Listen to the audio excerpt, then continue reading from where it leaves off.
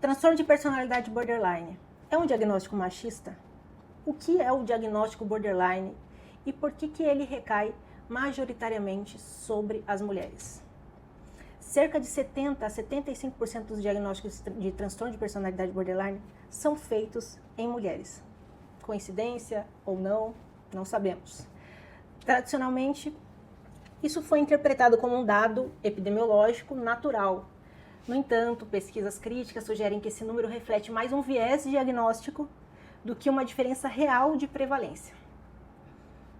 Homens com comportamentos semelhantes ao transtorno de personalidade borderline, ou seja, impulsividade, instabilidade emocional, agressividade, abuso de substâncias, são mais frequentemente diagnosticados com transtornos externalizantes, como transtornos antissocial, uso de substância ou transtorno explosivo intermitente, mas nunca ou quase nunca o transtorno de personalidade borderline.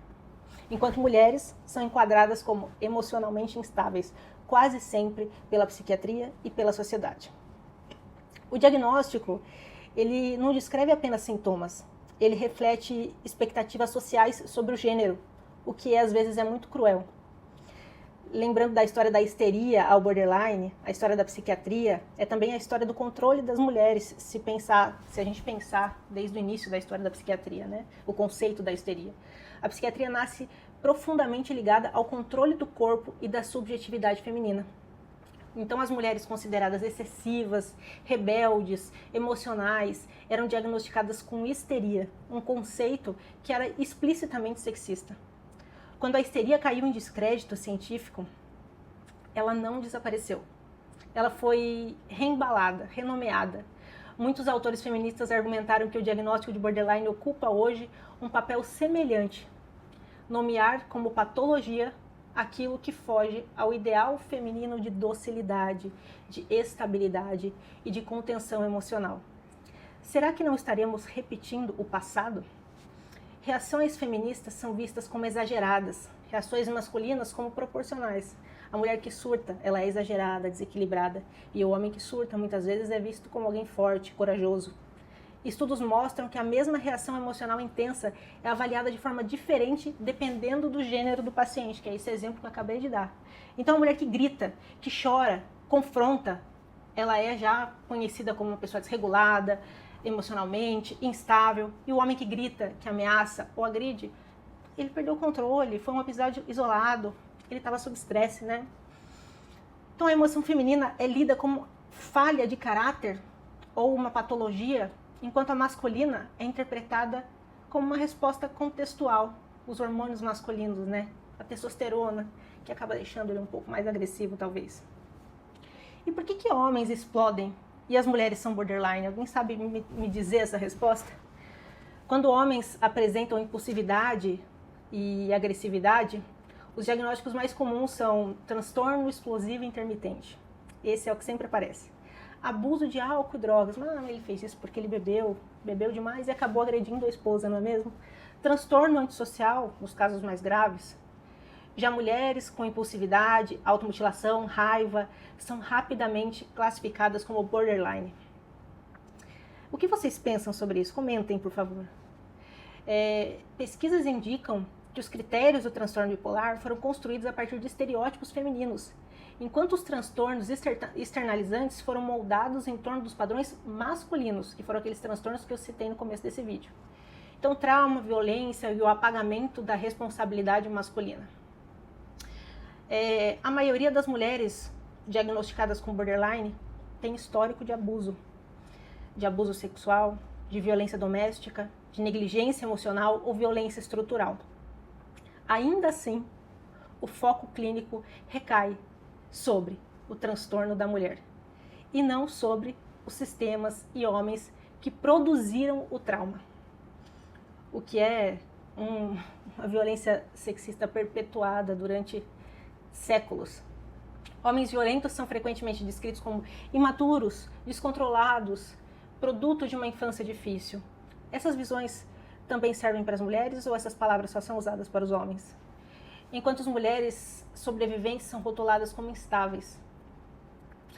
Quando denunciar violência, vira sintoma psiquiátrico. Às vezes a mulher sofre violência e quando ela decide denunciar, ela ainda é chamada de borderline. A vasta literatura mostrando que mulher que denuncia violência são chamadas de exageradas, tem sua credibilidade questionada. Que descontrole, chegou aí na delegacia para denunciar um abuso. Poderia ter resolvido no diálogo. Recebem diagnósticos psiquiátricos como forma de deslegitimação. O rótulo borderline funciona muitas vezes como arma simbólica. Ela não é confiável. Ela é emocionalmente instável. Olha só as atitudes que ela tem para se defender. Como se não fosse a reação da ação que alguém fez a ela. Isso protege agressores, desloca o foco da violência para a suposta patologia feminina. Linguagem, poder, gênero. Quem pode falar sem ser taxado de louco? As mesmas palavras, na boca de um homem, é conhecido como firmeza, como coragem, como liderança. E na boca de uma mulher, dramática, agressiva, desequilibrada, borderline. A psiquiatria não está fora dessa lógica social. Ela está muito dentro dessa lógica social. Ela codifica preconceitos em manuais diagnósticos, em livros, sob a aparência de uma neutralidade científica, desprezando tudo que acomete a existência de uma mulher.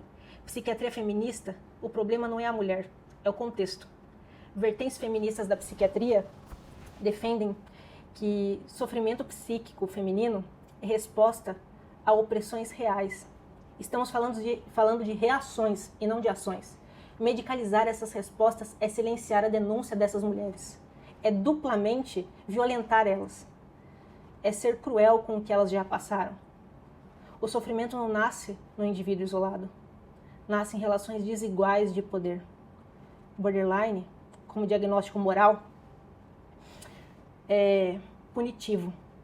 Diversos outros autores apontam que o transtorno de personalidade borderline funciona como diagnóstico moralizante, usado para nomear mulheres que não se conformam, que não se calam, que não suportam violência em silêncio. Então, as mulheres que não se calam. Então, não é coincidência que seja um diagnóstico associado a termos como difícil, manipuladora, problemática. Isso diz mais à sociedade, mais sobre a sociedade do que sobre as mulheres. Até quando nós rotularemos mulheres? A pergunta central não é por que tantas mulheres são borderline? Mas sim, porque a psiquiatria ainda prefere patologizar mulheres a responsabilizar homens e estruturas violentas. Reduzir diagnósticos psiquiátricos em mulheres não significa negar sofrimento. Significa recusar que a violência seja transformada em transtorno. E a gente tem que tomar muito cuidado em não transformar uma violência em transtorno, uma reação em transtorno.